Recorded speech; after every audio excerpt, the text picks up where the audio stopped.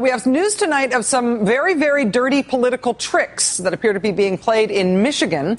Also, an attempt to put the remarkable candidacy of Michelle Bachmann into context. And I think the most ambitious debunction junction in the long and storied history of debunction junction. That is all ahead tonight in this hour. But here's where we start. One of the great dorky ideas in linguistics is that you can't really think about a thing well until that thing has a name. It's sort of a function of us being word-based, language-based creatures. And I am starting to think this year that my favorite underappreciated meme of the Obama era in American politics, which is Republicans being opposed to their own ideas now, I am starting to think that that remains an underappreciated meme because it doesn't have a name. And so I think we should name it. I think we should call it the Great Flabbergasting. There is something about Barack Obama and his brand of Democratic politics that so flabbergasts Republicans that he causes them to turn against themselves and develop vitriolic opposition to their own positions. I mean, this week alone, right, we've been talking about President Obama proposing action on some new trade deals and on patent reform. He's been talking about these things out on his bus tour. Those things are literally in the Republican jobs plan released earlier this year. Everybody overuses the word literally, but in this case, literally, it is written in their jobs plan. President Obama is proposing something from their plan, and they've responded by going, where's your plan? I hate that plan. This has been the Obama era. I shouldn't even call it the Obama era in Democratic politics. This is the Obama era in Republican politics. It's flabbergasted Republicans against their own ideas. They are for a bipartisan deficit commission. So is Obama. So now they're against it. They support pay-as-you-go rules in Congress. So does Obama. And so now they're against that. They support cap and trade, including Sarah Palin on tape. Remember? John McCain proposed legislation calling for mandatory caps on global warming gases or CO2 emissions. Do you agree with that? I support his position on that, absolutely. He's got a good cap and trade policy that he supports, and the details are being hashed out even right now. But in principle, absolutely, I support all that we can do to reduce emissions and to clean up this planet. Republicans support cap and trade. It is a Republican idea. Obama supports it too, and so now Republicans are against it. The individual mandate in health reform as a means of getting everybody covered. Not only is that Mitt Romney's implemented idea from his time as governor of Massachusetts, it is a Republican idea, full stop, dating back to the 1990s when people first came up with the idea. So this Republican idea, the individual mandate, Obama is also for that. And so now Republicans see their own individual mandate idea as the end of the world. Over and over and over again, it is Republicans against their own ideas. This is the Obama era in politics, the great flabbergasting. We should have known it was coming during the 2008 presidential campaign with the first and most blatant of these from the eventual Republican nominee, John McCain. During this campaign, you, like your rivals, have been putting the first priority, heaviest emphasis on border security.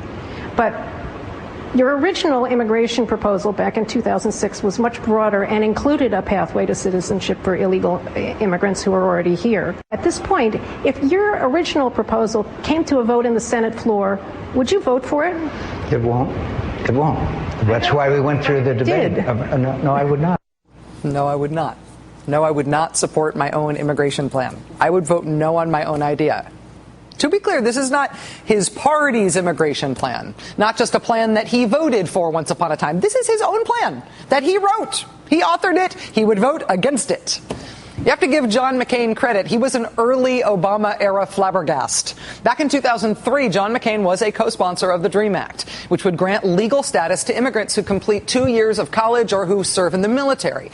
The DREAM Act was a Republican idea. It was originally introduced by Republican Senator Orrin Hatch of Utah. The 2003 version of the DREAM Act, it had 13 Republican co-sponsors, including the aforementioned John McCain. President Obama gets elected in 2008. He also supports the DREAM Act. And so, flabbergast. It is their own idea. Now they're opposed to it. The DREAM Act, offering a path to citizenship to those brought to this country illegally as children, went down to defeat. Backers unable to break a Republican-led filibuster. I think mostly Republicans are just not embarrassed about stuff like this anymore. They are so not embarrassed about it that they don't even explain the flip-flop. They just say they are outraged by the idea of the DREAM Act and just hope nobody notices that it was their idea in the first place. But the way that some other Republicans, like John McCain, for example, have tried to weasel out of that U-turn was by saying that there wasn't enough border security in place to move forward with the idea they used to like, that there were too few deportations, there's too porous a southern border. And until those things get sorted out, nobody has any business talking about granting legal status to immigrants who are already here. Immigration is so central to who we are as a country. It is so fundamental to how we became the country that we are, that we have exact statistics on deportations going back to 1892. In 1892, I can tell you the United States of America deported 2,801 persons, precisely. And because we keep very, very, very detailed records of these things, and we have for a long time, I can tell you with great specificity that Barack Obama is deporting more people than any other president in American history, by a lot. By the time George W. Bush left office in 2008, he had deported about 359,000 people that year. The very next year, President Obama's first year in office, he kicked it up to nearly 400,000. We have never deported more people in this country than we have since Barack Obama has been president. He has also beefed up border security like no other president before him, including George W. Bush. So does that mean we can have the comprehensive immigration reform now? I mean, that is what Republicans said. They said we could deal with this as soon as we dealt with enforcement. They liked the idea of dealing with immigration, but not until we had enforcement. We have never dealt with enforcement the way we have during this presidency. So now do we get immigration reform? You said we could. No, of course not. This is the great flabbergasting. And even President Obama himself knows that. We have gone above and beyond what was requested by the very Republicans who said they supported broader reform as long as we got serious about enforcement. All the stuff they asked for, we've done. But even though we've answered these concerns, I've got to say I suspect there's still going to be some who are trying to move the goalposts on us one more time. You know, they said we needed to triple the Border Patrol. Or now they're going to say we need to quadruple the Border Patrol. Or they'll want a higher fence. Maybe they'll need a moat. Maybe they want alligators in the moat. They'll never be satisfied. They'll never be satisfied because it's not about what they are asking for. It's about keeping you from doing anything.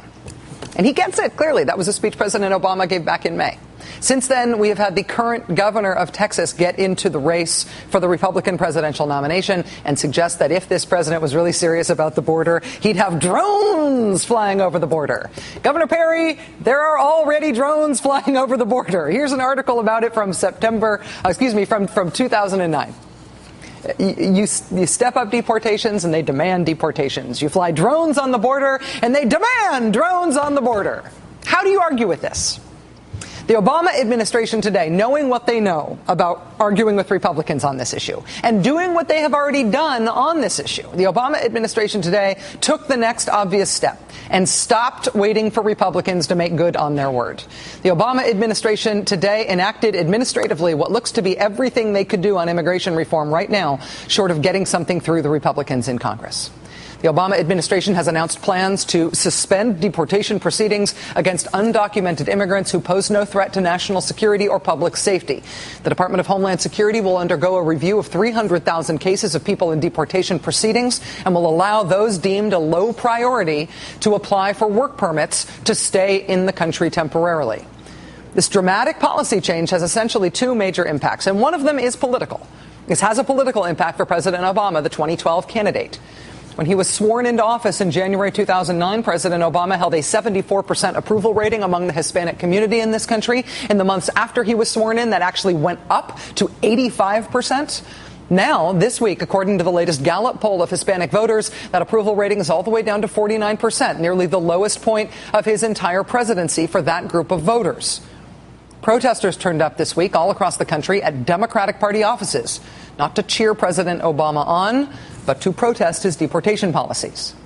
So this sort of change in policy on this particular issue does have the potential to help President Obama with a community he really does need help with heading into his reelection campaign for 2012. Add to that the vitriolic reaction from Republicans today against this policy change, and that gives Latino voters a very nice stark choice between the two parties. So that's number one. This decision does have real-world political implications. But more importantly, this policy shift has the potential to have a very large and very practical impact on tens of thousands, if not hundreds of thousands of real people in this country who have been staring down the barrel of deportation.